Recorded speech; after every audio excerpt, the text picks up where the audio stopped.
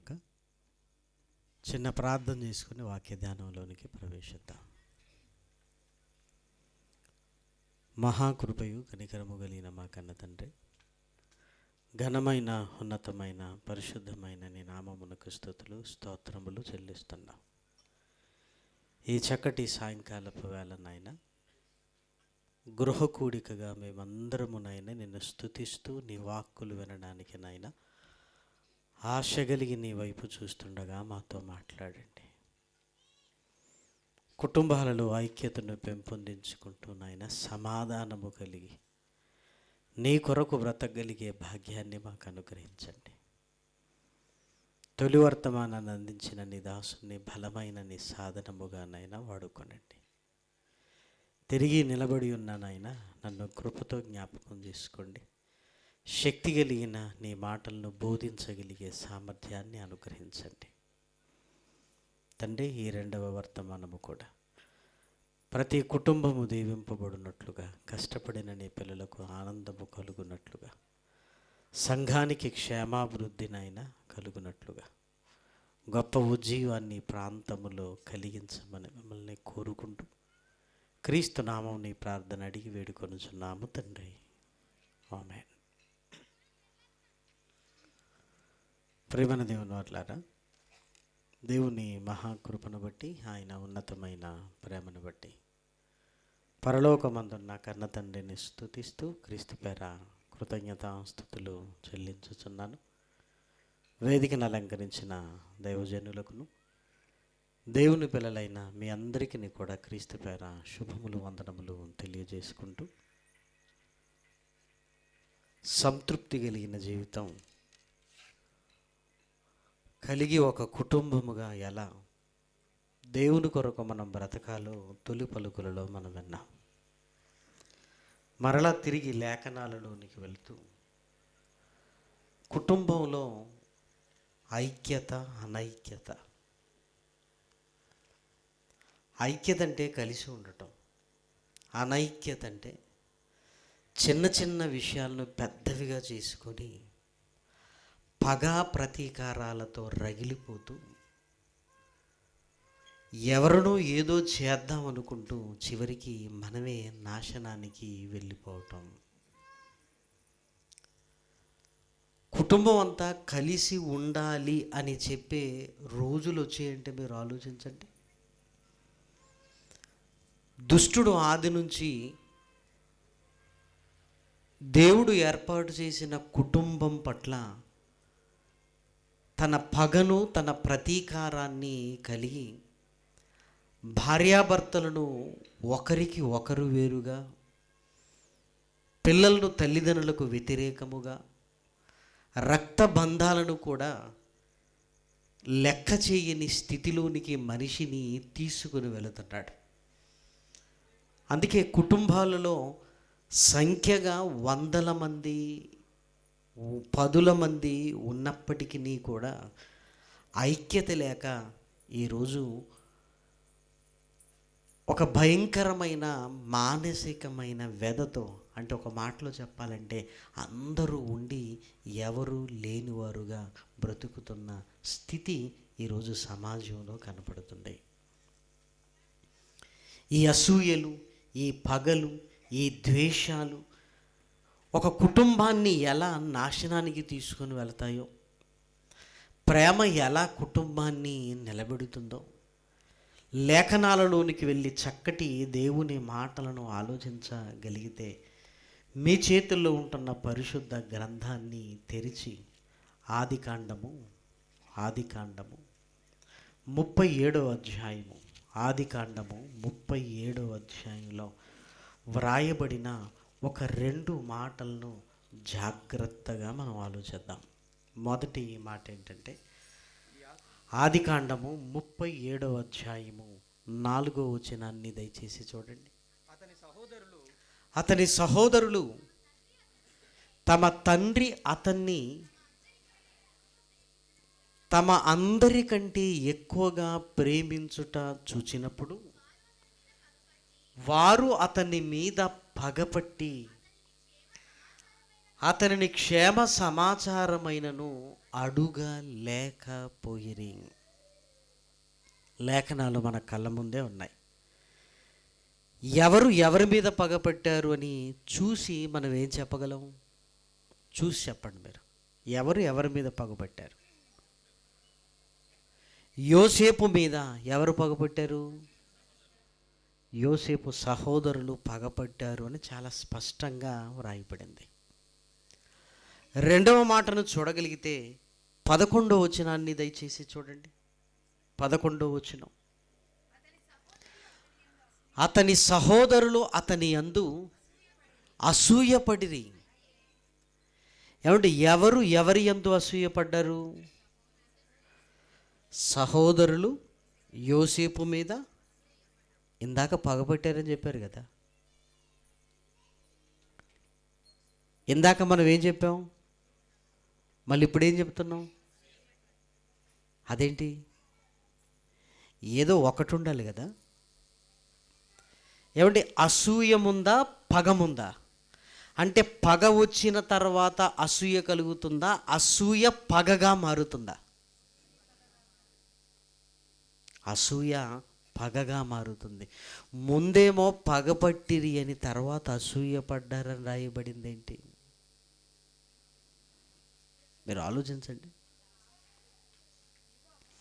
పరిశుద్ధ లేఖనాలు చదువుతున్నప్పుడు మన ధ్యాస దీని మీద ఉండి మన మనసు ఆ అక్షరాలను వెంబడిస్తున్నప్పుడు ఏమండి అద్భుతాలనేటివి పరిశుద్ధ గ్రంథంలో అక్షరక్షరం మనకు కనబడుతూనే ఉంటాయి. అక్షరక్షరం. అందుకే మీ అందరికీ తెలుసు, యూత్ సమ్మిట్లని పెట్టి ఆసక్తి కలిగిన పిల్లల్ని సమకూర్చి వారికి వాక్యమును నేర్పిస్తున్నాం. ఎందుకంటే ఇదిగో బైబిల్ని ఇలా చదవాలి, ఇలా చదవాలి. అసలు ఇలా చదవాలి అన్న ఆలోచనలోనికి వెళ్ళి బైబిల్ ముందు పెట్టుకుంటే అసలు లోకములో ఉంటున్న ఏ విషయాన్ని మనం పట్టించుకోం. ఏ విషయాన్ని పట్టించుకోం. మరి అన్ని విషయాలు ఎప్పుడు పట్టించుకుంటాం చెప్పండి?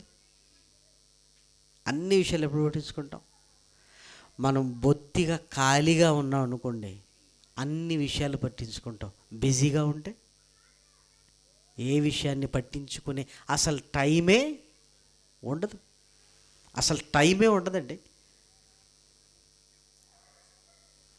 స్కూల్కి వెళ్ళే తల్లిని అడగండి, ఏ అమ్మా ఉదయం లేవగానే ఏం చేస్తామన్నా కానీ, అమ్మో నేను ఎంత బిజీయో తెలుసా, 4 గంటలకు లేవాలి, వంట చేయాలి, పిల్లల్ని రెడీ చేయాలి, వాళ్ళని లేపాలి, స్కూలుకు పంపాలి, అమ్మో నాకు తీరిక ఉండదు.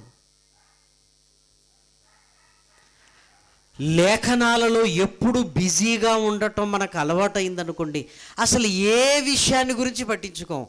ఏ విషయాన్ని గురించి మనం పట్టించుకోవటం లేదు లోకములో ఉన్నవంటే మొట్టమొదటిగా ఆరోగ్యంగా ఉంటాం. మనం ఆరోగ్యంగా ఉంటాం. లేఖనాలను మాత్రం చదువుతున్నప్పుడు లేఖనాలు మనకు ఆలోచనలు కలిగించి తెలుసుకొనే ఉత్సుకతను నింపుతాయి. అలా మనకు తెలియకుండానే బైబిల్ లోతుల్లోనికి వెళ్ళినప్పుడు ఏమండి బైబిల్ను చదవటం ఒక అలవాటుగా మారుతుంది. ఏమంటే ముందు మామూలుగా చదువుతాం, ఆ చదవటం మనకు అలవాటుగా మారాలి. ఆ అలవాటు ఏమైపోవాలి? వ్యసనం అవ్వాలి. ఆ అలవాటు వ్యసనం. బైబిల్ చదవకుండా ఉండలేకపోతున్నానండి, నేను బైబిల్ ధ్యానించకుండా ఉండలేకపోతున్నానండి, దేవుని వాక్యం వినకుండా నేను ఉండలేకపోతున్నానండి. ఎప్పుడైతే ఇదే ఒక వ్యసనంగా మారిందో మన జీవితం చాలా అద్భుతంగా ఉంటుంది. ప్రేమన వారలారా, ఏమంటే అసూయ వేరు, పగ వేరు. పగ చాలా ప్రమాదకరమైనది, చాలా ప్రమాదకరమైనది. ఈ పగ ఏం కోరుకుంటుందో ఇక్కడ ఒక చేయి పెట్టండి, మళ్ళీ ఇక్కడికి వచ్చేద్దాం. పరిశుద్ధ గ్రంథంలోనికి వెళ్ళి మనం చూడగలిగితే మార్కు గారు రాసిన సువార్త 6వ అధ్యాయము, మార్కు గారు రాసిన సువార్త 6వ అధ్యాయము 19వ వచనం. హేరోదియ అతని మీద పగపట్టి అతన్ని చంపింపగోరెను. పగ పగ ఎదుటివారిని చంపడానికి, వాళ్ళ నాశనాన్ని కోరుకుంటుంది ప్రేమను వారలారా. మీరు అలవోకగా ఇదిగో పలాని వాడు నాశనం అయిపోవాలి అని మీరు కోరుకుంటున్నారంటే మీకున్నది అసూయ కాదు, ఏంటి? పగ. పగలతో రగిలిపోతున్నవాడు ఎదుటివాడిని నాశనాన్ని కోరుకుంటాడు. హేరోదియా యోహాను మీద పగపట్టింది. ఆమె ఏం కోరుకుంటుంది అంటే యోహాను చావాలి, నన్నన్నవాడు బతికి ఉండటానికి వీలు లేదు అని సమయం కొరకు ఎదురు చూసింది. పగ తీర్చుకునే పన్నాగాన్ని అమలు చేసింది. యోహాను తల ఇదిగో పల్లెములో తీసుకొని వచ్చినప్పుడు ఏమండి, ఆ తల మొండెము లేని తలను చూసింది. అప్పుడు ఆమె పగ చల్లారింది. ప్రేమన వాళ్ళారా, ఎంత ప్రమాదకరమైందో చూసారా? మరి అసూయ అసూయ అసూయ అంటే కాస్త కడుపు మంట. మనకు లేనిది ఇంకొకరికి కలిగి ఉన్నారు అన్నప్పుడు మనకు కలిగే ఆ కడుపు మంట అసూయ, అది ఎంతో కాలం ఉండదు. ఈరోజు అసూయ కలిగింది అనుకోండి, రేపటి దినానికి పోతే పోనీలే అని అసూయ నుంచి మనం బయటపడగలం, అసూయను తొలగించుకోగలం. అసూయ ప్రమాదకరమైనదిగా మారదు. అసూయ కలకాలం మనలో ఉండదు. పరిస్థితులను బట్టి పోనీలే, పరిస్థితులను బట్టి సరేలే, దేవుడు వాడికి అది ఇచ్చాడు, నాకు ఇదే ఇచ్చాడు అని ఆ అసూయను తొలగించుకునే అవకాశం ఉంది. కానీ ఇక్కడ ఆదికాండము 37లో సహోదరులు పగపట్టిరి అని పైన చూస్తున్నాం, మరలా అసూయ పడ్డారు అని క్రింద రాయబడింది. ఇక్కడే మన ఆలోచనలు, అసలు పగపట్టిన వాళ్ళు మరలా అసూయ పడటం ఏంటి అన్న ఆలోచన ఖచ్చితంగా రావాలి. మీరు లేఖనాల్లో చదువుతున్నప్పుడు పదం మారింది, టక్కన ఆగాలి. ఇదిగో భావం మారుతుంది, ఆలోచించాలి. ఏదో ఒక సందర్భాన్ని గురించి చెప్తూ టక్కన ఇంకొక సందర్భం, అసలు దానికి దీనికి పొత్తు లేని సన్నివేశం కనపడుతుంది. అసలు ఇది రాస్తూ మరలా ఇదెందుకు రాశాడు? అందుకే వెండిని వెతికినట్లుగా, బంగారాన్ని వెతికినట్లుగా లేఖనాలను ధ్యానించగలిగితే ఏమండి, ఈ లేఖనాల మహత్తు నీ జీవితాన్ని మార్చగలదు ప్రేమన వారలారా. మరి ఇక్కడ ఏం జరుగుతుంది అని లేఖనాలను జాగ్రత్తగా మనం చూడగలిగితే 37వ అధ్యాయంలో వ్రాయబడిన చక్కటి మాటను దయచేసి మీరు చూడండి. 37వ అధ్యాయము 2వ వచనం. యాకోబు వంశావళి ఇది. యోసేపు 17 వాడై తన సహోదరులు కూడా మందను మేపుచుండెను. అతడు చిన్నవాడై తన తండ్రి భార్యలైన బిల్హా కుమారుల యొద్దను జిల్పా కుమారుల యొద్దను ఉండెను. ఇక్కడ ఒక విషయాన్ని చెప్తున్నాడు మనకి. యోసేపుకు 17 సంవత్సరాలు అంటే ఆ కాలంలో చిన్నవాడే. అయినా తండ్రికి ఎంత వయసున్నా పిల్లలు చిన్నోళ్ళే.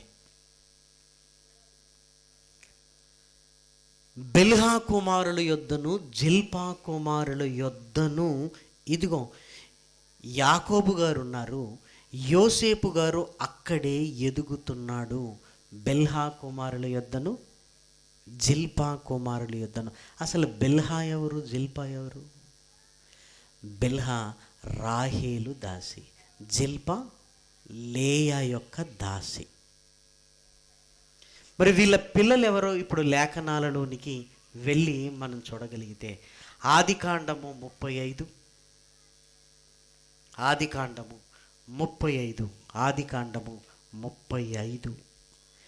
25 26 వచనాలను చూడండి. ఆదికాండము 35. రాహేలు దాసి అయిన బిల్హా కుమారులు దాను నఫ్తాలి. లేయా దాసి అయిన జిల్పా కుమారులు.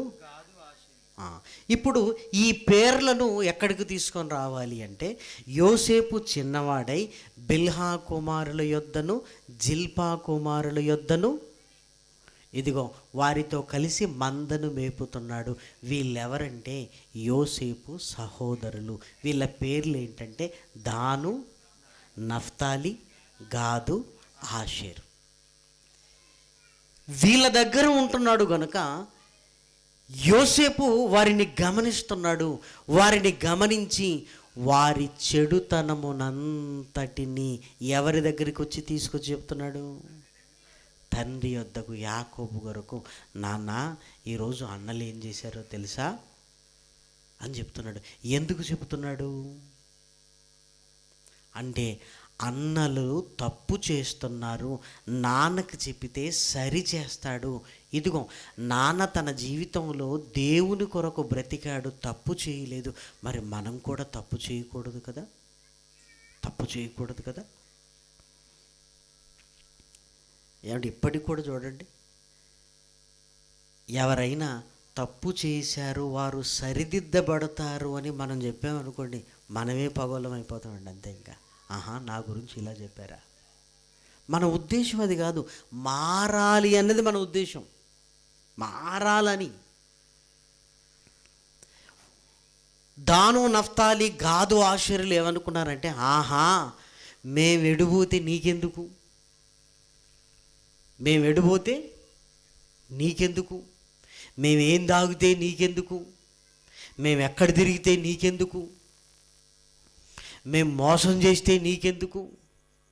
ఏమంటే ఈరోజు మాటలన్నీ ఇలానే ఉంటాయండి. నీకెందుకు అసలు అని మా గురించి నాన్నకు చెబుతావా అని వీరి హృదయంలో రగిలింది. అసూయ కాదు, ఏంటి? పగ. పగ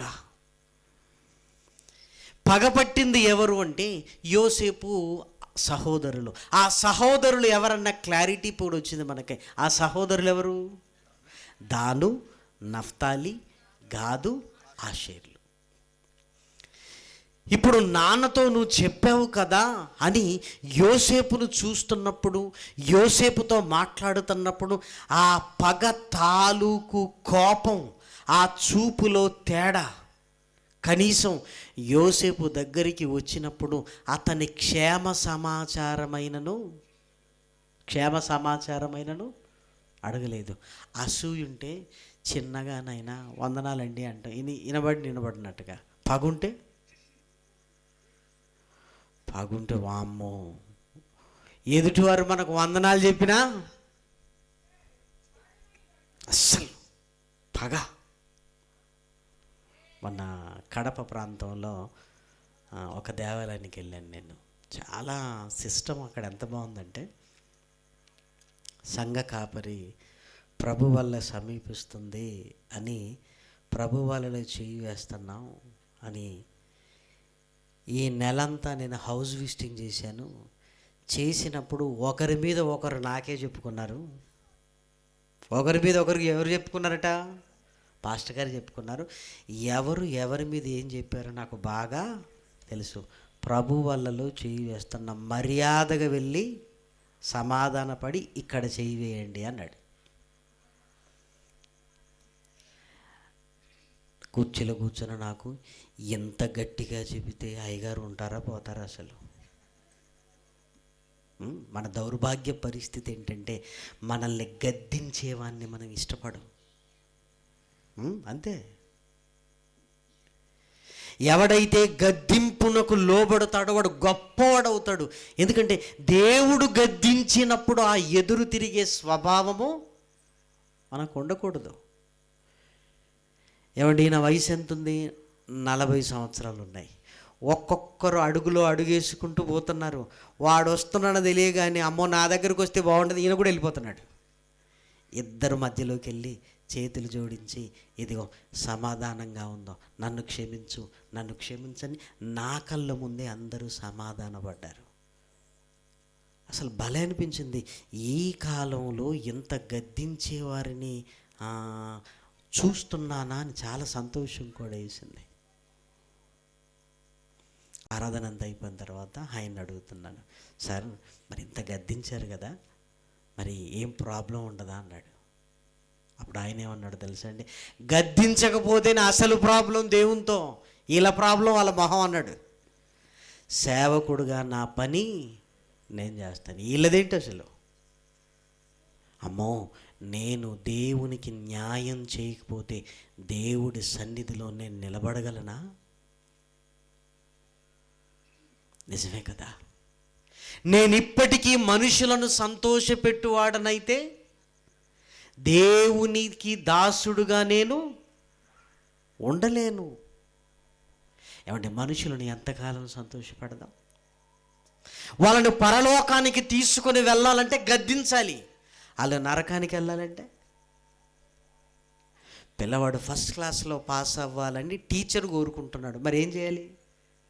రోజు ఎత్తుకొని ఇటాడించి అటాడించి ముద్దిచ్చి ఈయన టిఫిన్ బాక్స్ వాడికే తినిపించి, ఇదిగో నా మీద గుర్రం ఎక్కరా అని గుర్రం ఎక్కి తిప్పుకుంటుంటే వాడు పాస్ అవుతాడా?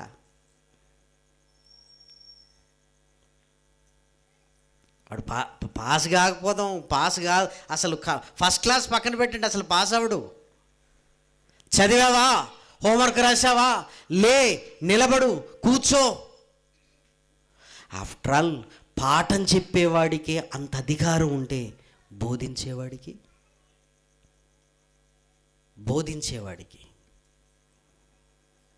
అందుకే ప్రియమైన వారి జీవితాలు చాలా చిన్నవి. ఎవరినో ఖుషి చేయటానికి కాదు, దేవుడు మన యందు సంతోషించగలిగితే చాలు ప్రియమైన దేవుని పిల్లలారా. యోసేపు సహోదరులైన దాను, నఫ్తాలి, గాదు, ఆషేరులు మేము చెడిపోతే వీడికేంటి, వీడు ఎందుకు నాన్నకు చెబుతున్నాడు? అసలు యోసేపు ఉద్దేశం ఏంటంటే నాన్న సరి చేస్తాడు, దేవునిలో మనం ఉండాలి, నాన్న దేవునిలో ఉన్నందుకే గొప్పవాడయ్యాడు అన్న భావన యోసేపు గారిది. మరి కిందికి రాగానే అసూయపడిరని రాయబడింది ఏంటో చూడండి, దయచేసి చూడండి. 10వ వచనంలో రాయబడింది, అతడు తన తండ్రితోనూ తన సహోదరులతోనూ అది తెలియచెప్పినప్పుడు, తండ్రితోనూ అతని సహోదరులతోనూ అన్నాడు, తండ్రితోనూ అతని సహోదరులతోనూ. మరలా వీళ్ళెవరు అంటే మొదటగా సహోదరుల గురించి తండ్రికి చెప్పిన ఆ సహోదరులు కాదు, వీళ్ళెవరంటే లేయా కుమారులు. లేయాకి ఎంతమంది కుమారులు? 6. లేయా కుమారులు, వాళ్ళు దాసీ కుమారులు. వీళ్ళెవరు? అందుకే మరలా కల వచ్చినప్పుడు తండ్రికి దగ్గరకు వచ్చాడు, సహోదరులకు చెప్పలేదు. ఆ పనుల గురించి సహోదరులకు చెప్పాడు, కానీ సూర్యచంద్ర నక్షత్రములన్న కలను తండ్రితోనూ మిగిలిన సహోదరులతో చెప్తున్నాడు. అంటే ఆ అన్నలు ఏదో తేడా ఉంది, అమ్మో నన్ను చూసి పండ్లు కొరికేటట్టుగా ఉన్నారు అని ఇక వాళ్ళతో చెప్పట్లేదు. ఇప్పుడు ఈ కలను ఎవరితో చెబుతున్నాడు అంటే తన సహోదరులతోనూ లేయా కుమారులతో చెబుతున్నాడు. లేయా కుమారులు ఎవరు చూడండి, 35వ అధ్యాయము 23వ వచనం. యాకోబు కుమారులు 12. యాకోబు జ్యేష్ఠ కుమారుడు రూబేను, షిమ్యోను, లేవి, యూదా, ఇషకారు, జెబూలూను. వీరు లేయా కుమారులు. వీరే చెడుతనం చేయటం లేదు, అసలు వీళ్ళ దగ్గరే యాకోబు లేడు. ఇప్పుడు ఈ కళ తీసుకొచ్చి ఈసారి తండ్రికి వీళ్ళకి చెప్పాడు. వీళ్ళు కళ విని ఏం చేశారు? అసూయపడ్డారు. వీళ్ళు సహోదరులే, అంటే పగపట్టిన వారు వేరు, అసూయపడిన వారు వేరు. అసూయపడిన వారు లేయా గర్భవాసమున పుట్టినవారు, రూబేను, షిమ్యోను, లేవి, యూదా, ఇషకారు, జెబూలూను, 6. పగపట్టింది ఎవరు? దాను, నఫ్తాలి, గాదు, ఆషేర్లు. కానీ మనం బైబిల్ చదువుతున్నప్పుడు ఎలాంటి సెన్స్లో ఉంటామంటే, సహోదరులే పగపట్టారు, సహోదరులే అసూయపడ్డారు అని అందరి సహోదరులను అనుకుంటుంటాం మనం. కానీ ఇక్కడ క్లారిటీ ఇచ్చాడు. అందుకే ముందు జిల్పా, బిల్హా కుమారుల యొద్ద యోసేపు ఉన్నాడు, వారి చెడుతనమును తీసుకొస్తున్నాను అని వాళ్ళ గురించి చెప్పాడే తప్ప అక్కడ లేయా కుమారుల ప్రస్తావన లేదు. చూసారు ఎంత జాగ్రత్తగా చదవాలి, ఎంత జాగ్రత్తగా చదవాలి. వీళ్ళు అసూయపడ్డారు. ఎందుకు అసూయపడ్డారంటే, 11 నక్షత్రములు నాకు సాష్టాంగ పడ్డవి నాన్న అంటే, నేను నీ సహోదరులు నీ తల్లి నీకు సాష్టాంగ పడదామా అంటే, మీరు నాకు మొక్కినట్లుగా వచ్చిందన్న అనగానే అసూయపడ్డారే తప్ప వీళ్ళకు పగ రాలేదు. ఇప్పుడు పగపట్టినవాడు ఖచ్చితంగా చంపాలనుకుంటాడు.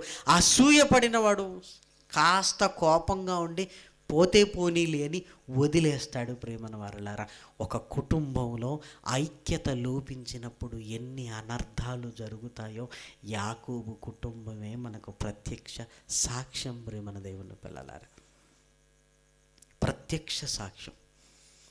ఐక్యత కలిగి ఉండవలసిన అన్నదమ్ములు ఏమండి పగలు ప్రతీకారాలతో కొందరు రగిలిపోతున్నారు, కొందరు అసూయతో రగిలిపోతున్నారు. మరి తమ్ముడికి ఒక కల వచ్చింది. ఆ కల సరే నెరవేరుతుందా చూద్దాం. అసలు తమ్ముడికి కలలు రావటం ఏంటి? నాన్న దగ్గర ఉన్నాడు, నాన్న కలలన్నీ చెప్పేసరికి వీడితో కూడా దేవుడు మాట్లాడుతున్నాడు. ఎంత చిన్న వయసులో దేవుడు మాట్లాడుతున్నాడంటే తమ్ముడు ఎంత చక్కగా దేవుల్లో ఎదుగుతున్నాడన్న ఆ భావనతో ఉండవలసిన అన్నదమ్ముల మధ్య అనైక్యత. ప్రేమన దేవుని పిల్లలారా, అనైక్యత. ఏమండి ఒకే తల్లి గర్భాన పుట్టినవారు ఏమంటే వేరువేరుగా బతకటం అంటే అది ఎంత భయంకరమైన స్థితి మీరు ఆలోచించండి.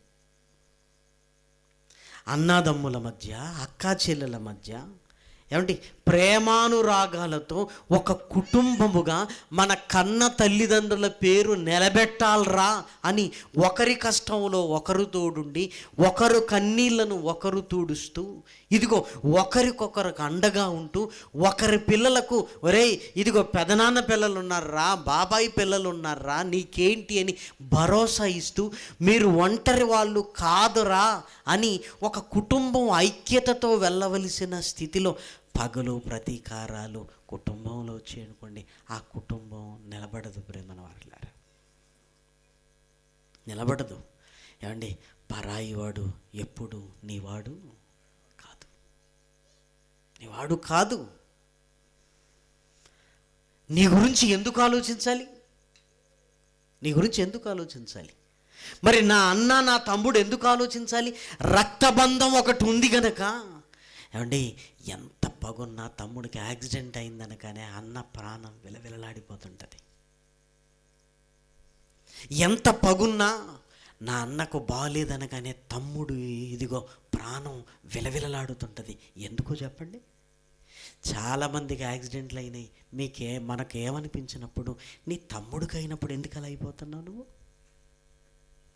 దేవుడు వేసిన రక్తబంధం. ప్రేమన దేవుని పిల్లలారా,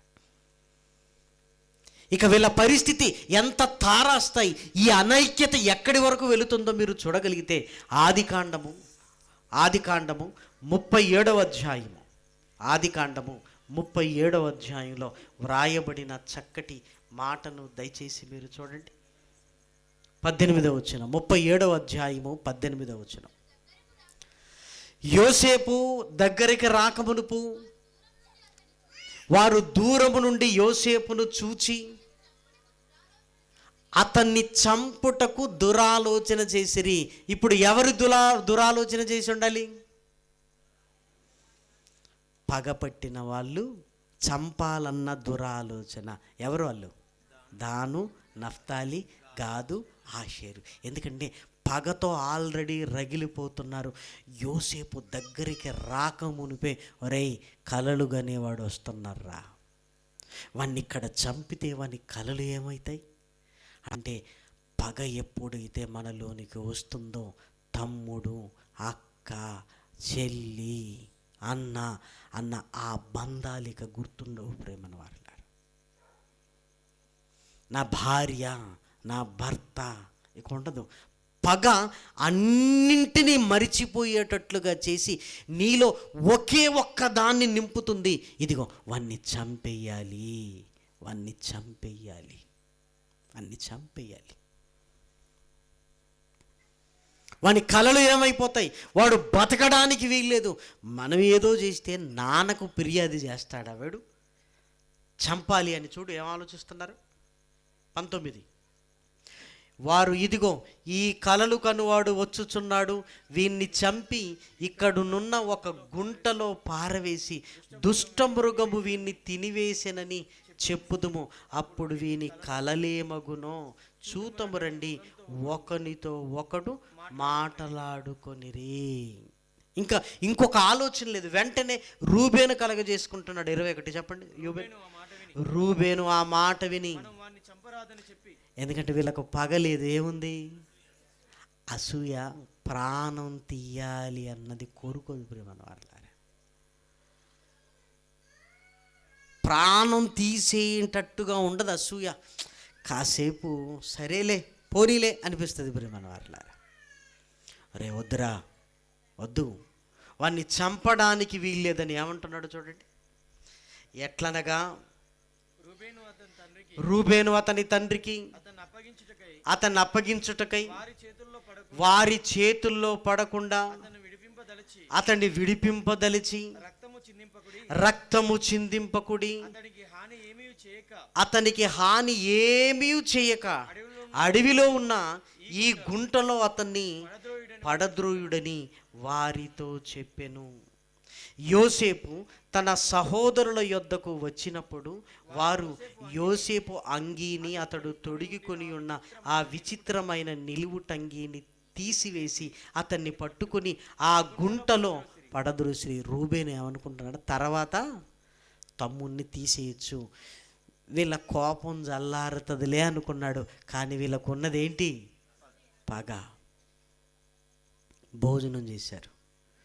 భోజనం చేస్తున్నప్పుడు అప్పుడు యూదా ఒక మాట అంటున్నాడు. దయచేసి మరి చూడండి 26వ వచనం.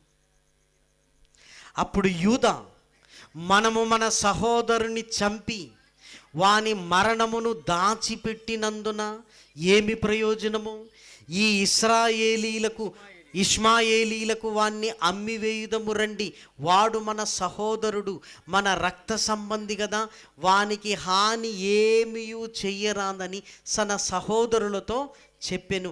అందుకతని సహోదరులు ఇప్పుడు యూదా కలగజేసుకొని అస్సలు చంపడానికి వీల్లేదు, చంపి వాని మరణాన్ని దాస్తే మనకు వచ్చే లాభేంటి, ఇష్మాయేలు వెళుతున్నారు, అమ్మేద్దాం, అమ్మేస్తే కాస్త డబ్బు మనకు వస్తుంది, కాస్త డబ్బు మనకు వస్తుంది, వాడిని చంపితే మనకు లాభం ఏంటి అని వెంటనే ఆ పగపట్టిన వారి ఆలోచనలు యూదా ఏం చేస్తున్నాడు, డైవర్ట్ చేస్తున్నాడు.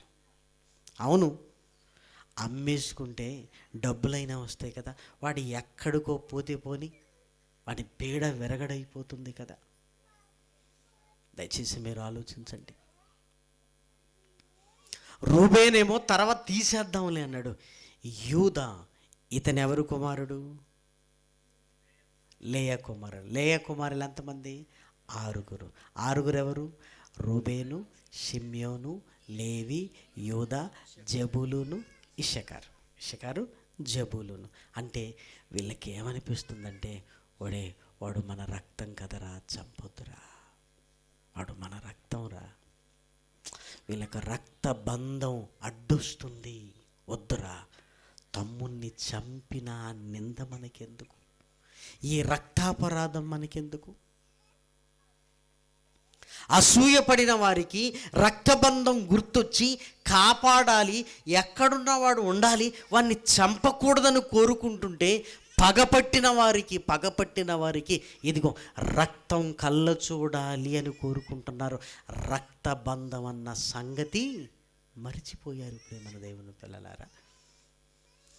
ఏమండి, యోసేపు ఇదంతా వింటున్నప్పుడు, అన్నలేమో చంపాలి అని అనుకుంటున్నప్పుడు, ఇదిగో లేయా కుమారులైన రక్త సంబంధీకులు ఇదిగో అమ్మాలను చూస్తున్నప్పుడు, ఏమండి ఈ ఇద్దరి మీద ఎంత విరక్తి రావాలండి, ఇద్దరి మీద ఎంత విరక్తి రావాలి.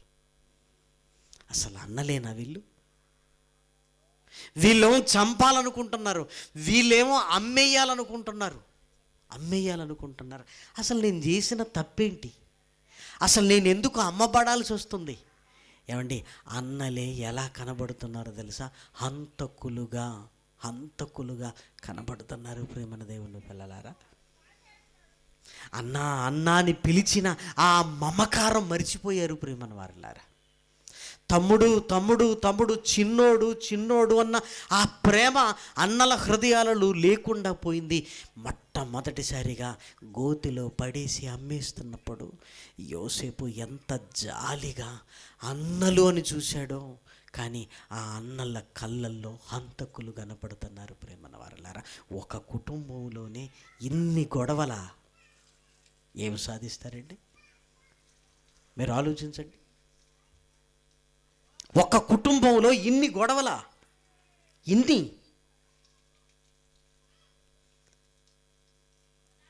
ఇష్మాయేలు తీసుకొని వెళ్ళిపోయారు. యోసేపుకు దుఃఖముతో నిశ్చేష్టుడై మాటికి అన్నల వెనకాల చూస్తున్నాడు. మరలా ఆపమంటారేమో, రమ్మంటారేమో, ఆ డబ్బు వాపసిచ్చి నన్ను మరలా నాన్న దగ్గరికి తీసుకొని వెళతారేమో ఆశగా చూశాడు. కానీ కనుచూపుకు కనబడలేనంత దూరం వెళ్ళిపోయిన తర్వాత, నా అన్నలేనా నాకు ఇలా చేసింది? ఒక కుటుంబంలో అనైక్యత, ఆ అనైక్యత ఎక్కడి వరకు దారి తీస్తుందో మనం చూడగలిగితే, యోసేపు పీడ వెరగడైపోయింది అనుకుని వెళ్ళిపోయారు ప్రేమన వారులారా. ఆ నాన్నకి ఏదో చెప్పొచ్చు, ఏముంది దుష్టమృగం చీల్చేసింది అదే చెప్పేశారు ప్రేమన వారులారా.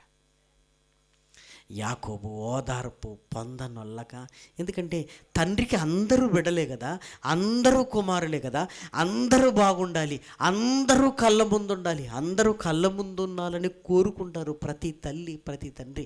యోసేపు కూడా అలాంటి వాడే. ఏడ్రా తమ్ముడు, ఇదిగో క్రూర మృగం చీల్చేసింది అని రక్తముతో అంగీని ముంచి క్రూర మృగపు రక్తాన్ని అంటించి యాకోబు చేతిలో పెట్టేసరికి, నా కొడుకును క్రూర మృగం చీల్చింది అనుకున్నాడు. ఏమండి, ఆ ఆనందం ఎంతో కాలం నిలవలేదు ప్రేమన వారిలారా. యాకోబు గారు ఉంటున్న ప్రాంతంలో భయంకరమైన కరువు వచ్చింది. ఎంత భయంకరమైన కరువు వచ్చింది అంటే, ఆకలితో అలమటించి చచ్చిపోయే పరిస్థితులు, ఆకలితో అలమటించి చచ్చిపోయే పరిస్థితులు.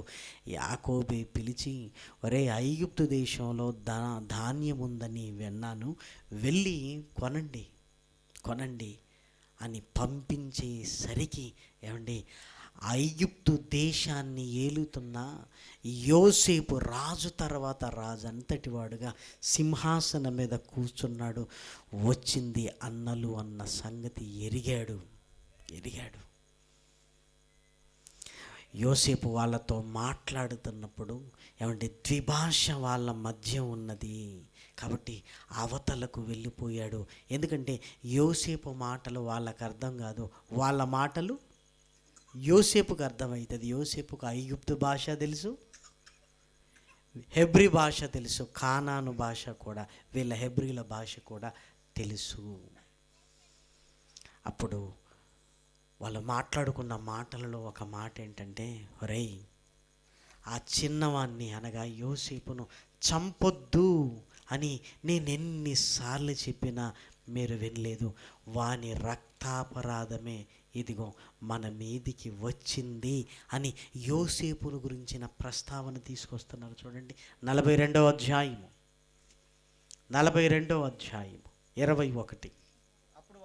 అప్పుడు వారు నిశ్చయముగా మన సహోదరుని ఎడల మనము చేసిన అపరాధమునకు శిక్ష పొందుచున్నాము.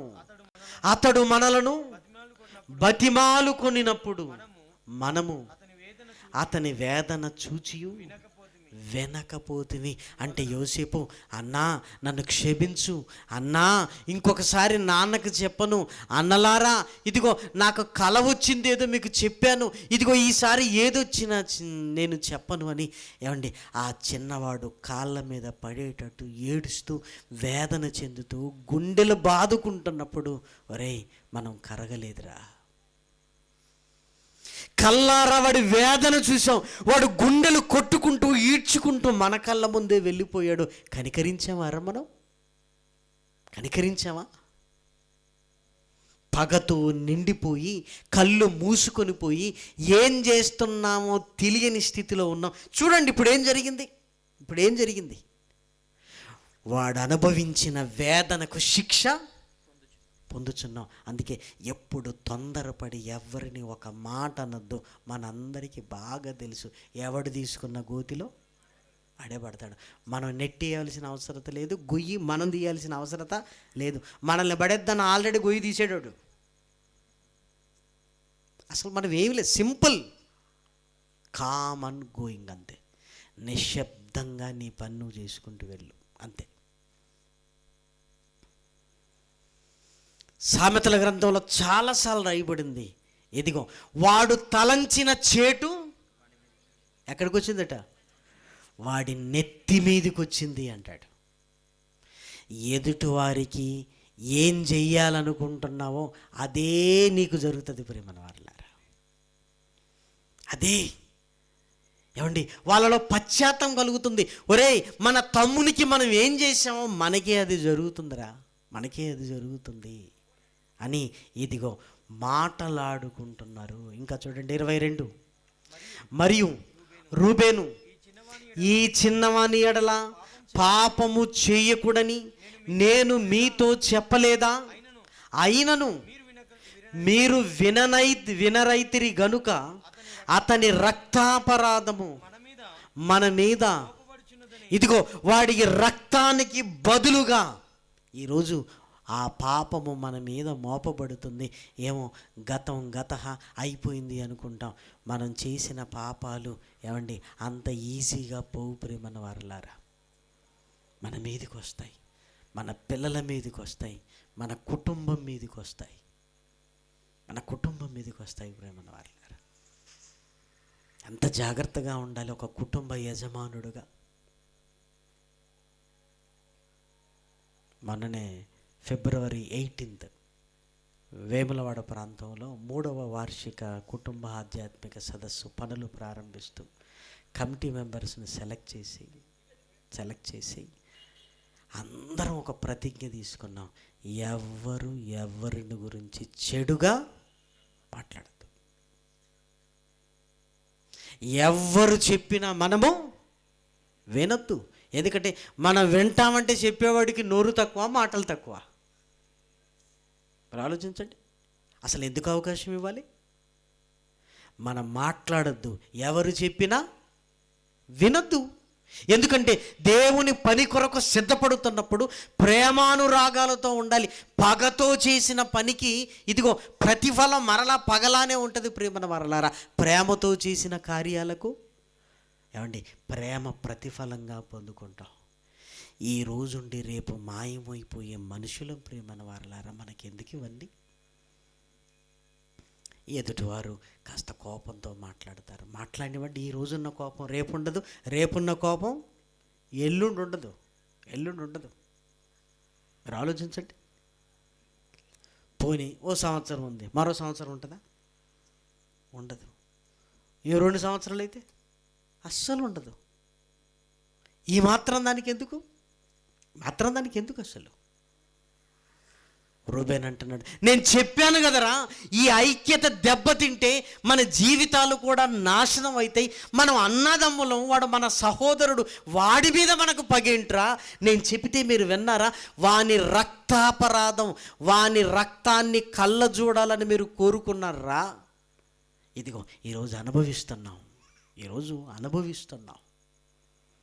ఏమంటే మనుషులు మారిపోతారు ప్రేమన వారులారా, మారిపోతారు అంతే. స్టార్టింగే కోపం అన్నీ మనసులో పెట్టుకుంటారు, అది లేదు ఇది లేదు అంటారు. ఏముంది, 2 సంవత్సరాలు అయిన తర్వాత అంతా చల్లబడిపోతాం. ఏముండదు ప్రేమన దేవుని పిల్లలారా. ఈలోపు మన కుటుంబంలో ఎవరైనా పోయారనుకోండి, అయ్యో ఎప్పుడున్న పగలు ఉంటాయో, పోయి చూసొద్దాం పదని మనమే అనుకుంటాం. అయిపోయా, ఈ మాత్రం దానికైనా. మీరు ఆలోచించండి, మనుషులం కదా, కోపతాపాలు ఎప్పుడు ఉండవు.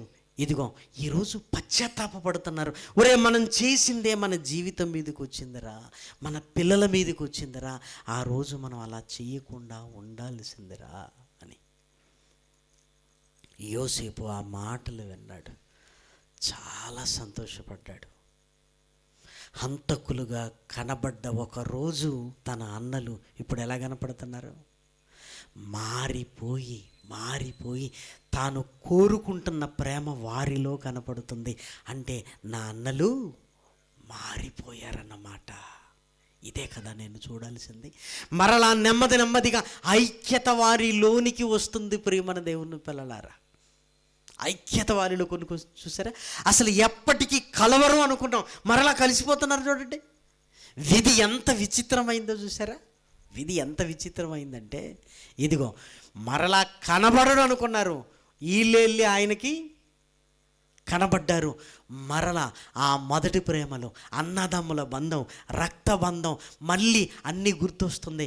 వాళ్ళ పశ్చాత్తాపాన్ని చూడగానే ఒకరోజు హంతకులుగా కనిపించిన అన్నలు ఈరోజు అమ్మో నా అన్నలు మారిపోయారని ఆ ప్రేమానురాగాలతో యోసేపు నిండిపోయాడు. ప్రేమన దేవుని పిల్లలారా, నిండిపోయాడు. ఏం చేస్తున్నాడో చూడండి. ఆదికాండం 45వ అధ్యాయం 4వ వచనం. అంతట యోసేపు నా దగ్గరకు రండని తన సహోదరులతో చెప్పినప్పుడు వారు అతని దగ్గరకు వచ్చిరి. అప్పుడు అతడు, ఐగుప్తునకు వెళ్ళినట్లు మీరు అమ్మి వేసిన మీ సహోదరుడైన యోసేపును నేనే నన్ను అమ్మి వేసినందుకు మీరు బాధపడొద్దు. దేవుడు మిమ్మల్ని అందరినీ ఈ కరువు కాలములో రక్షించుకోవడానికి నన్ను ముందుగా పంపేశాడు. ఇదిగో కరువు భారంగా ఉంది అని దేవుని సంకల్పాన్ని గ్రహించి మరలా తన అన్నలను హక్కున చేర్చుకుంటున్నాడు. ప్రేమన దేవుని పిల్లలారా, ఒక అనైక్యతలోనికి వెళ్ళిన కుటుంబం మరలా ఎక్కడికి వచ్చింది? ఐక్యతలోనికి వచ్చింది. దయచేసి ఆలోచించండి. ఎప్పుడైతే ఐక్యతలోనికి వచ్చారో, ఒకరికొకరు బలముగా మారిపోయారు. అప్పటి వరకు ఒక ఒంటరితనముతో ఉంటున్న యోసేపుకు అన్నల అండ కనిపించింది. అప్పటి వరకు ఇదిగో పశ్చాత్తాపంతో తమ్ముడికి ద్రోహం చేశాము అని బాధతో ఉన్నవారికి, పోన్లే తమ్ముడు గొప్పోడుగా ఉన్నాడు, ఈరోజు మమ్మల్ని కాపాడాడు మా తమ్ముడు అనే ఒక ఆనందములోనికి వెళ్ళిపోయారు. ప్రేమన దేవుని పిల్లలారా, చూసారా, మరలా ఐక్యత. కన్నుల పండుగగా ఉందండి యాకోబుకు. మరలా పిల్లలందరినీ యోసేపుతో సహా చూస్తూ, తల్లిదండ్రులకి ఎంతకంటే ఏం కావాలండి? ఇంతకంటే ఏం కావాలి? ఒకరోజు ఒక ఇంటికి వెళ్ళాను నేను. ముసలితనంలో తండ్రి ఉన్నాడు, ప్రార్థన చేయమన్నాడు. నేను ప్రార్థన చేయడానికి ఉంటుంటే అందరినీ బయటికి వెళ్ళమన్నాడు. ప్రార్థన చేసేటప్పుడు అందరినీ బయటికి వెళ్ళమన్నాడు, పిల్లల్ని అని ఏమైనా చెబుతాడేమో అనుకొని దగ్గరికి వెళ్ళి చెవు ఆయన దగ్గరికి పెట్టి ఏమైనా చెబుతారంటే ఏమంటుందో తెలుసా? ఆ 2 కొడుకులను చూపిస్తూ వాళ్ళను కలిసి ఉండమను. ఎవరిని? వాళ్ళిద్దరినీ కలిసి ఉండమను. ముసలితనంలో ఒక తండ్రి కోరిక ఏంటో తెలుసా? వాళ్ళిద్దరినీ కలిసి ఉండమను. మళ్ళీ నేను చెప్పిందని అంటే ఒక తండ్రి వేదన చూసారా? ఒక తండ్రి వేదన. అమ్మో, దేవుడు వేసిన ఈ బంధం మనం తెంపుకోవడానికి వీలు లేదు. నువ్వు నేను చావాలి తప్ప, ఇదిగో నాకు మా అన్నకు మాటలు లేవు. ఎందుకు లేవు? ఏమంటే మన స్టాటిస్టిక్స్ చెప్పమంటారా? మన ఈగోలు. ఆడు మాట్లాడితే నేను మాట్లాడతా, వాడు పెద్దోడా నేను పెద్దోన్నా, వాడు మాట్లాడితే నేను మాట్లాడతా. పలుకే బంగారమా? ఆలోచించండి. ఏమంటే ప్రేమతో కూడిన ఎన్నో సందర్భాలు ఇంట్లో జరిగి ఉంటాయండి. అవన్నీ మర్చిపోతారు. ఎక్కడో జరిగిన చిన్న గొడవను మనసులో పెట్టుకుంటారండి. చిన్నది అంతే. ప్రేమలన్నీ మర్చిపోతారు. ఒకరోజు రాజు మంత్రిని చూసి విన్ని ఆ కుక్కల బోన్లు వేసేయండి అని ఆర్డర్ ఇచ్చాడట. దెబ్బకు మంత్రి వణికిపోయి, రాజా నేనేం చేశాను అంటే, నీకు పనిష్మెంట్ అంతే. నేను చెప్పిన పని నువ్వు సరిగా చేయలేదు, నీ చివరి కోరిక ఏంటో చెప్పన్నాడట. రాజు ఏమంటారు? అయ్యా, నన్ను ఆ కుక్కల బోన్లో వేయటానికి ముందు, ఆ 20 రోజులు నన్ను వేసేయడానికి ముందు ఓ 20 రోజులు ఆ కుక్కలకు సేవ చేసుకునే భాగ్యాన్ని నాయన నాకు అన్నాడట. రాజు అనుకున్నాడట, నా పనిష్మెంట్ వినగానే మంత్రికి బుర్ర ఆడైపోయింది. ఆ కుక్కల దగ్గర కట సేవ చేస్తాడట. ఏంటి విన్నానడట? రోజు కుక్కలకు అన్నం పెడుతున్నాడట, రోజు కుక్కలకు భోజనం పెడుతున్నాడు, రోజు వాటి గాయాలను కడుగుతున్నాడు, అన్నింటికి స్నానము చేయిస్తున్నాడు. ఒకరోజు వచ్చింది, ఆ కుక్కల దగ్గర పడేస్తే పీక్కొని తినేటి రోజు వచ్చింది. వేసాడు, కుక్కలన్నీ వచ్చి తోక ఊపుకుంటూ తిరుగుతున్నాయట. ఏ కుక్క ఇతన్ని పీక్కొని, చాలామందిని పీక్కొని తిన్న కుక్కలు ఈ మంత్రిని మాత్రం తినట్లేదు. చచ్చాడా మంత్రిగాడు అన్నాడట. చావటం కాదయ్యా, కుక్కలు తోక ఊపుకుంటూ ఆయన చుట్టూ తిరుగుతున్నాయి అన్నాడట. అదేంటి, ఇటు రమ్మనండి అన్నాడట. ఏం చేసావు అన్నాడట. నేనేం చేయలేదయ్యా, 20 రోజులు సేవ చేయగానే కృతజ్ఞత కలిగి నన్ను చంపలేదు, మీకు 40 ఏళ్ళు సేవ చేశాను కానీ ఏం లాభం అన్నాడట. 20 రోజులు సేవ చేసినందుకే నన్ను చంపాలన్న ఆలోచన వాటికి రాలేదు, 40 ఏళ్ళు చేసిన మీకేమొచ్చింది? చూసారా? అంటే మనం గుర్తుపెట్టుకునేది కోపతాపాలు, ప్రేమల సంగతి అన్నీ ఒకరింట్లో ఒకరు భోంచేస్తాం, మర్చిపోతాం. ఒకరి కష్టాల్లో ఒకరు పలకరించుకుంటాం, మర్చిపోతాం. ఒకరికొకరు ప్రార్థన చేసుకుంటాం, మర్చిపోతాం. ఇదిగో పలానా రోజు ఏమన్నాడో తెలుసా. అదొక్కటేనా? ఇక జీవితంలో ఏమి లేవా? అదొక్కటేనా? ఏమండి, వెనకాల అన్నీ గుర్తు చేసుకుంటే ఇది ఎంత చిన్నది. అందుకే భార్యాభర్తల మధ్య గొడవ వచ్చిందనుకోండి, ఏం గుర్తు చేసుకోవాలి? పెళ్ళి నాటి నుంచి నన్ను ఎంత ప్రేమించాడు అని గుర్తు చేసుకుంటే ఈ మాట ఏముంది? చిన్నదే కదా, చాలా చిన్నది. పెళ్ళి నాటి నుంచి కదా, నీకు జబ్బు చేస్తే నీ పక్కన కూర్చుంది, నువ్వు హాస్పిటల్లో బెడ్ మీద ఉంటే ఏమవుతుందో అని తిండి తిప్పలేక, ఇదిగో ఆ డాక్టర్ వచ్చేంతవరకు నువ్వు బాగున్నావని వినేంతవరకు మొహం కడుక్కోకుండా ఉంది నీ భార్య కదా. ఇదిగో దుబాయ్ నువ్వు పనులోకి వెళితే బిక్కు మండుకుంటూ పిల్లల్ని వేసుకొని 2 ఏళ్ళుంది. చిన్న విషయం కదా. అవన్నీ గుర్తు చేసుకుంటే ఇదేముందండి, పోనీలే అనిపిస్తుంది, అయిపోయింది జీవితం. ఇదిగో నన్ను ఇట్లా గట్టిగా చూస్తాను, గట్టిగా చూసినా తప్పేనా ఏంటి? మరి మంచిగా చూశాడు కదా పెళ్లి రోజు, ఇది గుర్తుండదు కదా. మీరు ఆలోచించండి. ఏమంటే భార్యాభర్తల జీవితంలో ఓ 20 ఏళ్ళు 30 ఏళ్ళు ఎన్ని సందర్భాలు ఉంటాయండి ప్రేమతో కూడని. అవి జ్ఞాపకం చేసుకుంటే ఈ రోజు వచ్చిన సమస్య చాలా చిన్నది, చాలా చిన్నది. కానీ ఈ చిన్నది భూతద్దంలో పెట్టి చూసి, మామూలు అద్దం కాదు, ఏ అద్దం, భూతద్దంలో పెట్టి చూస్తే ఎట్లా కనపడుతుంది? బియ్యపు గింజ అయినా చింత గింజలా కనపడుతుందండి. ఆయనకి ఏ ఉద్దేశం ఉండదు. నువ్వు ఏ ఉద్దేశంతో అన్నావో నాకు తెలుసు, అన్ని ఉద్దేశాలు తెలుసు నీకు. మరి బైబిల్ దగ్గర రాగానే ఏం మాట్లాడవు?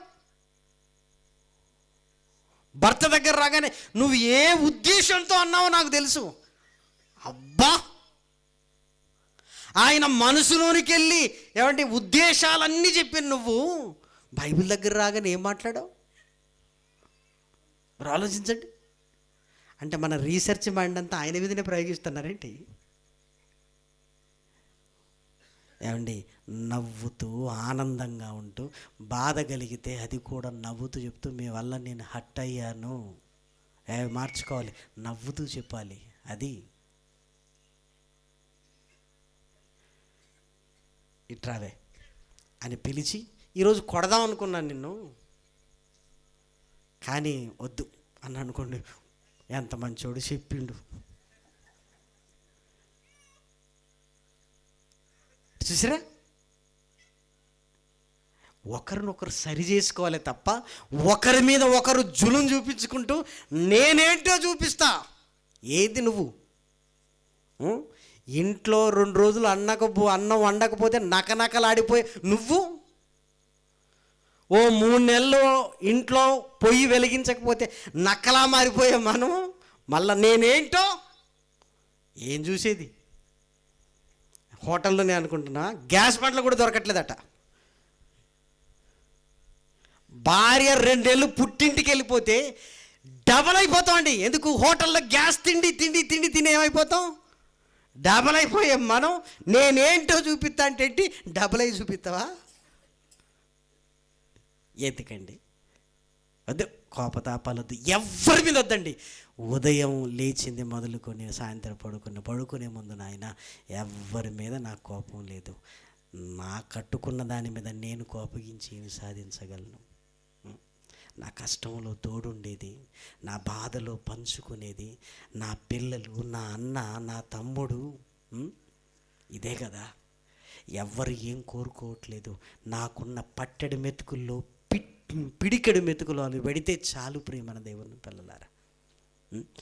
ఆనందాల జీవితాన్ని అనైక్యతతో ఇదిగో మనమే మన కుటుంబాన్ని కుల్లబొడుచుకున్నట్లుగా దుష్టుని మాయలో పడి ఇదిగో పగ ప్రతీకారాలకు తెరతీస్తున్నాం.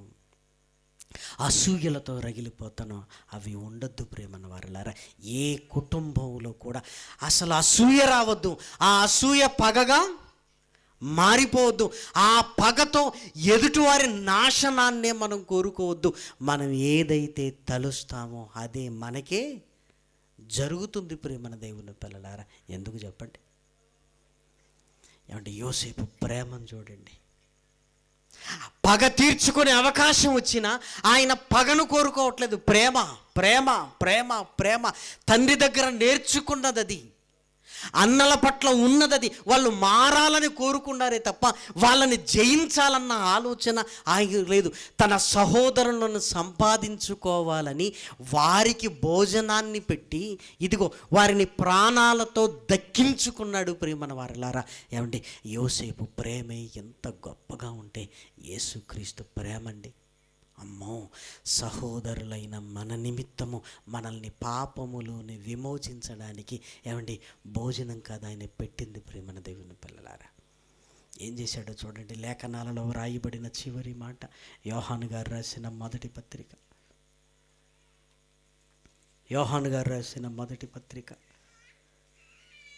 3వ అధ్యాయము 15వ వచనం. తన సహోదరుణ్ణి ద్వేషించువాడు నరహంతకుడు, ఏ నరహంతకుని యందును నిత్య జీవం ఉండదని మీరెరుగుదురు. ఆయన మన నిమిత్తము తన ప్రాణమును పెట్టెను గనుక దీని వలన ప్రేమ ఎట్టిదని తెలుసుకొనుచున్నాము. మనము కూడా సహోదరుల నిమిత్తము మన ప్రాణములను పెట్టబద్దులమై ఉన్నాము. ఏమండి, ప్రాణమే పెట్టమంటున్నాడు, పిలిచి భోజనమే పెట్టలేకపోతున్నామండి ఈరోజు. ఆయన ఏమంటున్నాడు? సహోదరుల కొరకు ప్రాణమే పెట్టేసేయండి అంటున్నాడు. ప్రాణం దేవుడు ఎరుగు. పిలిచి ఏమంటే భోజనం పెట్టలేకపోతున్నాం, పిలిచి ఒక టీ ఇవ్వలేకపోతున్నాం, ఏదేదో జ్ఞాపకం చేసుకుంటాం, అన్నీ మరిచిపోవాలి. ఇదిగో నేడుండి రేపు పొయ్యిలో వేయబడు అడవి గడ్డిని పోలిన జీవితాలు మనకి. ఏమండి, మనం క్షమిస్తే దేవుడు మనల్ని క్షమిస్తాడు. మనం క్షమించకపోతే దేవుడు మనల్ని క్షమించాడు. అంటే నిన్ను క్షమించకుండా ఉండి నా పాపములు అట్లే నిన్ను ఎందుకు పెట్టుకోవాలి?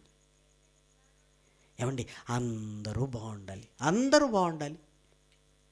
యోసేపు ప్రేమే గొప్పదైతే యేసుక్రీస్తు సహోదరులమైన మన నిమిత్తము తన ప్రాణాన్నే పెట్టాడు. యోసేపు చెరసాలలో వేయబడితే యేసుక్రీస్తు శిలువ మీదికి వెళ్ళాడు. ప్రేమన వారిలారా, యోసేపు సింహాసనం మీద కూర్చోబెడితే యేసుక్రీస్తు సింహాసనాన్ని వదులుకున్నాడు. ప్రేమన దేవుని పిల్లలారా, వదులుకున్నాడు ఆయన. యోసేపు సింహాసనం మీదకి ఎక్కాడు, ఆయన సింహాసనాన్ని వదులుకున్నాడు. ప్రేమన వారిలారా, ఎందుకో తెలుసా? సహోదరులమైన మనలందరినీ పాపము నుండి విమోచించడానికి ఆయన తీసుకున్న నిర్ణయం ఏంటంటే తన ప్రాణాన్నైనా నేను ఇస్తానని తీసుకొని సిలువలో ప్రాణాన్ని పెట్టేశాడు. అసలు ప్రేమ ఇది కదా. అంత ప్రేమను పొందుకున్న మనం అందులో సగం ప్రేమ సహోదరులకు చూపించగలుగుతున్నావా?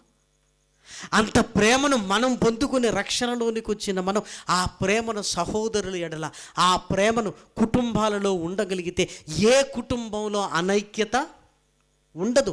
ఐక్యతతో మనం వర్ధిల్లుతాం. ప్రేమన వారలారా, అందులో ఎలాంటి అనుమానము లేదు. ప్రేమన దేవుని పిల్లలారా, సహోదరుల పగ తలకిందులైపోయింది, యోసేపు ప్రేమ గెలిచింది. ప్రేమన వారలారా, అందుకే ఇదిగో ప్రేమను కలిగి ఉండాలి, ప్రేమను మనం కలిగి ఉండాలి. ఆ ప్రేమ కలిగి ఉంటే కుటుంబంలో ఐక్యత కలుగుతుంది. ఎప్పుడు కుటుంబంలో ఐక్యత కలుగుతుందో ఒకరినొకరకు అండగా ఉంటాం. అంతే కదా మనిషి జీవితంలో కావలసింది. కాబట్టి ఇదిగో ఆ ప్రేమ నీలోనికి నాలోనికి రావాలంటే యేసుక్రీస్తు ప్రేమలోనికి నువ్వు రా. నీ కొరకు ఆయన ప్రాణం పెట్టాడని గ్రహించి ఆ రక్షణలోనికి నువ్వు రాగలిగితే సహోదరుల ఎడల నేనెంత ప్రేమ కలిగి ఉండాలో మనకు అర్థమవుతుంది. ప్రేమన దేవుని పిల్లలారా, కాబట్టి కుటుంబాలలో ఈ ఐక్యత ఉండాలి, ఈ సమాధానం ఉండాలి. సంతోషముతో ఒకరినొకరు హెచ్చరించుకుంటూ, ఒకరినొకరు గద్దించుకుంటూ, ఒకరి కష్టాలలో ఒకరు పాలు పంపులు పొందుకుంటూ, ఒకరి విజయాన్ని ఇంకొకరు ఇదిగో ఆనందిస్తూ చిన్న చిన్న జీవితాలలో ఉన్నతంగా దేవుని కొరకు బ్రతకగలిగితే ఎంత బాగుంటుంది ప్రేమన దేవుని పిల్లలారా. కాబట్టి యోసేపు కుటుంబం అనైక్యతతో విడిపోయింది. యోసేపు ప్రేమతో ఐక్యత కలిగి మరలా ఒకటిగా ఐగుప్తు దేశంలో బ్రతికిన దాఖలాలు మనకు కనబడుతున్నాయి. మన కుటుంబాలు కూడా ఐక్యతతో వర్ధిల్లాలి. అంతేకాదు క్రీస్తు ప్రేమను మనం కలిగి ఉండాలి. రక్షణలోనికి నువ్వు రావాలి. మన కొరకు ప్రాణం పెట్టిన ఆ ప్రేమను మన సహోదరుల ఎడల కలిగి ఉండాలి అని దేవుని ప్రేమను బట్టి మిమ్మల్ని అందరినీ కోరుకుంటూ ఈ మాటలు నేను ముగిస్తున్నాను. ప్రార్థన చేసుకుందాం. మహాకృపయు కనికరము కలిగిన మా కన్న తండ్రి, ఘనమైన ఉన్నతమైన నీ నామమునకు స్తుతులు స్తోత్రములైన తండ్రి, నిద్ర లేవగానే మరణ వార్తలు, కన్ను ముయ్యగానే నాయన తండ్రి మరలా తిరిగి లేస్తామా లేవమా అన్న జీవితాలు, ఎవరి మీద పగ, ఎవరి మీద కోపం, ఎంతకాలం ఉంటామని మమ్మల్ని మేము ప్రశ్నించుకుంటే నాయన తండ్రి పిచ్చి వాళ్ళుగా అప్పుడప్పుడు మేము మారిపోతున్నామేమో అనిపిస్తుంది నాయన.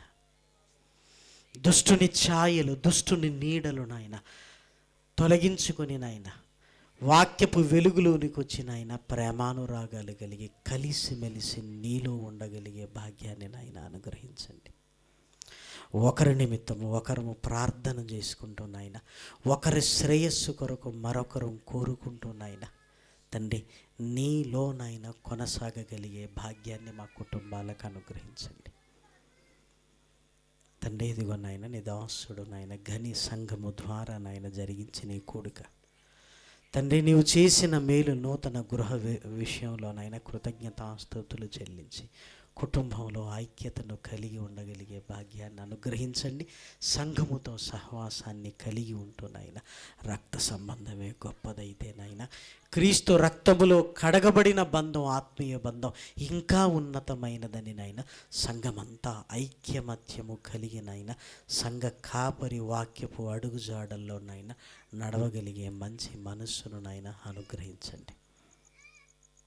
నిజామాబాదులోను ఆర్మూరులోను జరుగుతున్న పరిచర్యలను దీవించండి. సంఘ కాపరులు నాయన ప్రభాకర్ గారిని కుటుంబాన్ని నాయన థామస్ గారిని కుటుంబాన్ని నాయన పిల్లలను నాయన కృపతో బలపరిచి నీ సేవలో వాడుకోనండి తండ్రి. మెండోరా సేవకులు ఆశీర్వాదం గారు నాయన కాస్త ప్రమాదంతో గాయపడినట్లుగా విన్నాం నాయన కృపతో బలపరచండి తండ్రి. చక్కటి ఆరోగ్యాన్ని నాయన అనుగ్రహించండి తండ్రి. ఇదిగో నాయన అస్వస్థతతో ఉన్న నీ పిల్లలందరినీ నాయన పేరు పేరు వరుసన జ్ఞాపకం చేసుకుంటున్నాం. నీ వాక్యపు మనోనిబ్బరాన్ని ధైర్యాన్ని నాయన అనుగ్రహించి నాయన తండ్రి ఆరోగ్యాలతో నాయన నింపమని మిమ్మల్ని కోరుకుంటున్నాం తండ్రి. ఇదిగో నాయన నీ పిల్లలమైన మేమందరము కలిసిమెలిసి ఐక్యమత్యముగా నాయన నీ పని కొరకు నాయన కదలగలిగే భాగ్యాన్ని అనుగ్రహించండి. ఊహించని రీతిగా నాయన ఈరోజు కుకునూరు ప్రాంతములోను ఇక్కడ విత్తబడిన వాక్యమునైనా నీ పిల్లల హృదయాలలో నాయన ఫలింపజేయమని మిమ్మల్ని కోరుకుంటున్నాం. మరలా నిర్విరామ సభలలోనైనా మాకు తోడుగా ఉండండి. 21 పాలువంచలు, 22 నాయన ఆరాధనలో పాలువంచలోనే, 23 నాయన కడియములో, 24 నుంచి నాయన గణపవరములో నాయన, 28, 29 నాయన ఉండ్రాజవరంలో, 30 చీరాలలో నాయన, 31 వరంగల్లో సేవకుల సదస్సులో నాయన సహాయాన్ని అనుగ్రహించండి తండ్రి. నీ ఆత్మ సహాయముతో నాయన నడిపించండి. నీ వాక్కులు వినటానికి వచ్చిన నీ పిల్లలందరినీ వారి కుటుంబాలను దీవించండి. రక్షణ ఇల్లుగా ప్రతి ఇల్లును మార్చండి నాయన తండ్రి. ఇక్కడ ఈ కూడిక జరగటానికి సహకరించిన నాయన ఇదిగో ఈ వీధిలో ఉంటున్న కుటుంబాలన్నింటినీ దీవించిన ఆయన వారి పనులలోనూ పాడి పంటలలోనూ నాయన జీవనోపాధి కొరకైనా చేసుకుంటున్న పనులలోనూ వారి వ్యాపారంలోనూ నాయన తోడుగా ఉండి నాయన నీ ఆశీర్వాదాన్ని నాయన అనుగ్రహించండి తండ్రి. బలపరచండి. నిజామాబాదు సంఘమును నాయన కుటుంబాలను నాయన తండ్రి జ్ఞాపకం చేసుకోండి.